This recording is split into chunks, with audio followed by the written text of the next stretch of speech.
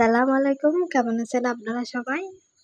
এখানে আমি 1 থেকে 2 বছর বাচ্চাদের জন্য একটা শর্ট প্যান্ট কাটিং করে দেখাবো। এই কাপড়গুলো হচ্ছে আমার কামিজের সাইডে বেঁচে যাওয়া টুকরা কাপড় দিয়ে কাটিং করব। প্রথমে আমি লম্বা নিছি 13 ইঞ্চি, তারপরে 1.5 ইঞ্চি নিছি রবারের জন্য, 1.5 ইঞ্চি বাদ দিয়ে 8.5 ইঞ্চি হাইয়ের মাপ নিছি। এবার আমি মাঝখানে 10 ইঞ্চিতে দাগ টেনে দেব। তারপর আমি স্কেল দিয়ে মিলাই দেব দাগ বরাবর।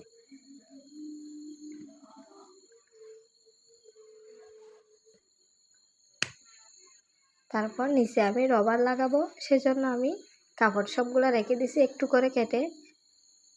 আপনারা চাইলে রবার না লাগাতেও পারেন, আমি রবার দিব সেজন্য কাপড় বড় করে রাখছি।